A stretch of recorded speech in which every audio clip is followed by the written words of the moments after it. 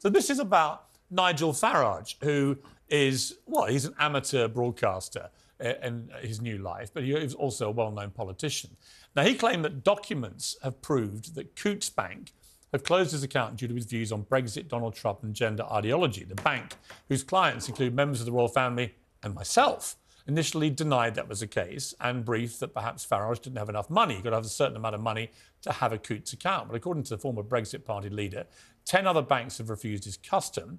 Prime Minister Rishi Sunak has condemned it today, stating that no one should be barred from using basic services for their political views, adding that free speech is a cornerstone to our democracy. So, Grace, an interesting case.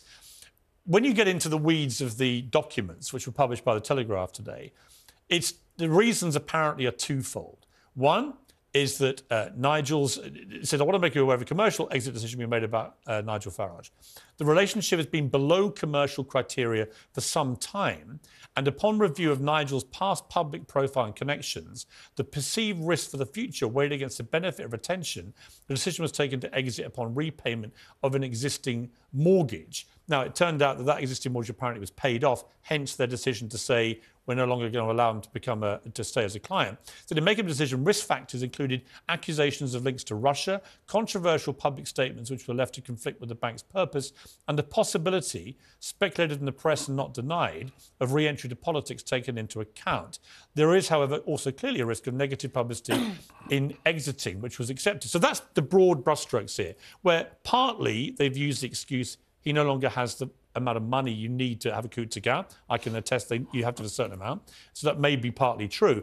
But clearly, another motivating factor were his political views, to which I would say I don't agree with a lot of what Nigel Farage says politically, but I don't understand why he shouldn't be allowed an account at Coutts if I am. Well, I have strong opinions about lots of things. Mr. Farage believes in a free market. And businesses within a free market have the right to make decisions about services and goods that they will or will not supply. But is that right for a bank? Based on supply and demand. But should a major bank be using someone's political views? I mean, look, they cite his relationship with Donald Trump. I had a relationship with Donald Trump for a long time. The market doesn't care about your feelings. The market doesn't care about anything. It is just risk and reward. It's supply and demand. And if you believe in a world that is governed by the logic of the market, you have absolutely no leg to stand on. I thought you believed in free speech. I believe... Hang on, you believed in free speech. I believe in free speech, of course, but the market doesn't guarantee free speech. Until Nigel Farage says the market doesn't guarantee free speech. You should condemn it. You know who has to... The public sector, we have to all collectively agree free speech. And if it was up to me, I believe we should have a public banking system in which everyone is guaranteed different issue. No, it's not. It is a very but just to issue. clarify, you think Coutts should have the right to do is fine. I don't believe that because I don't believe in a free market society, but Nigel Farage does. But do you believe that Nigel Farage should be disallowed or have his account discontinued because of his political views? Given your adherence to free speech, you've just been banging on about. I think that we should have a public banking system in which everyone is... That wasn't my question. De facto my question. Around. Should he be allowed to have an account at Coutts because of his political views? We live in a capitalist economy. If a private bank says, because of perceived political risk, we aren't going to give an account to someone, then ultimately, either you say we live in a free market society, they have the right to do that, or you say we shouldn't live in a free market society, and he shouldn't have the right to do that. Not free speech. OK, got it. No, I completely agree with free speech. But the market doesn't guarantee free speech. Understood. Douglas, before you speak, I want to play a clip of Nigel Farage talking about this and then come to you. Commentary and behaviours that do not align with the bank's purpose and values have been demonstrated. So the bank has a series of values. The bank has a series of political positions. And as for purpose, well, I thought the purpose of companies was to act ethically, yes, of course, but to return to their shareholders dividends. And in this case, folks, do you know who the shareholders are? It's you and me. All right, Douglas, your view of this. Well, first of all, it's always delicious when a socialist sets up a binary in the way that Grace just did. If there's something bad in capitalism, the only alternative is socialism. Of course it is. It always is for socialists, isn't it? But it is lovely hearing Grace She's even grinning at that. You've even got a grinning and self-awareness. I'm deliberately not interrupting. Grinning and self-awareness. Go on, Douglas. And it's lovely hearing Grace defend Coutts Bank. It's a terrific position for a socialist to be in. Look, I would put it this way: I don't believe Coutts Bank should exist. The most important thing in this is the old shoe on the other foot scenario, isn't it, Piers? Here's a good example. I mean, Grace was a supporter of Jeremy Corbyn. Jeremy Corbyn led a very racist period in the Labour Party's history, where female Jewish MPs were hounded out of the party, and the Equality and Human Rights Commission found that the Labour Party had a serious problem with racism. Now, here's the thing. I don't agree with anything that Jeremy Corbyn believes, probably no more than I agree with anything that Grace believes. But if Coutts Bank, I don't know if Mr Corbyn would bank with Coutts, but whoever he banked with, if they said that because of Mr Corbyn's association with racists and racism and terrorists and so on, he shouldn't be allowed to have a bank in the UK, I would defend him to the hilt.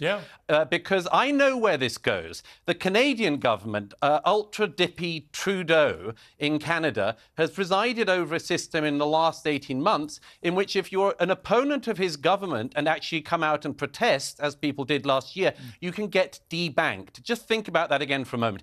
We were talking about protests earlier, that if you protest against the government, you can lose the right to bank in a cashless economy. So here's the thing. Wrong. We know where this leads. We know where this leads. And I would suggest that anyone who believes in freedom, including freedom of the press, freedom of speech, and much more, should care deeply when their political foes, even when their political foes are the people, even when their political foes who they would love to kick in the nuts, get it, they should defend those people's rights. How might we deliver an economy in which everyone has the right to a bank account? As a basic human right, you have the right to a bank account. There's no way you can get unbanked. Yeah, OK, but look. It's very easy. That is a debate for another day. It's really not. Here's what I would say about it. Pertinent. Nigel Farage went out of his way to try and wreck my opening night interview with Donald Trump for this show over a year ago. He literally went to Trump with all the worst things I said about Trump in the previous year and said, look at this, you can't do the interview. And Trump nearly pulled the plug. So I have absolutely zero reason to say anything supportive of Nigel Farage. And he works for a rival network as an amateur broadcaster. Again, that's another reason not to say anything nice about him. However, I've got to say, as a Coutts customer myself, I find this very concerning. And I rang them today to ask. I rang them to ask to speak to them today, but they said they couldn't talk about it because by doing so they would be providing information about a client. I presume they mean Nigel Farage. But here's my point about it. I have what some people consider controversial views. I don't think they're controversial, but I have quite strong views about other things. I'm not quite sure why his are deemed less acceptable in terms of being a banking customer in the UK well, do you know why it's than mine. I may not agree with him about a number of things. I'm just not sure why I tick boxes and he doesn't when it comes to a right to have an opinion in what I thought was a free democracy. It's because the bank It could be you tomorrow, Piers. It could be Grace the day after, me the day after that. The bank has deemed, based on an assessment of risk, which it has very professional people to do, it said it is going to potentially, over the long run, damage our profits if we offer this person a bank account. This is a decision that banks make every day, not to offer bank accounts to low-income customers, to close branches. And it's wrong. Having read the full details that appeared in the Telegraph today, I don't think there are grounds that suit that. I don't think there is any damage to But ultimately, the bank is able to do it because it's a private bank. Let's have public banking. Don't forget that Coutts lied and briefed a lie to the BBC, which the BBC then reported. They're not interested in the truth at Coutts. I'd get your money out, Piers. Well, we'll see. I'm going to hope to speak to them and get some answers to some questions. I'm genuinely interested and concerned about how far they take this. How far, my opinion is going to be one day ruled offside. Why don't we nationalise Coutts? Right, you know what, Grace? We'll come back and talk to you about full-blown socialism. I'm glad we're all on the same page on that. We've got to leave it there. Douglas, as always, thank you over in New York. Grace, great to see you twice running. I am spoiled. Thank you for being back today.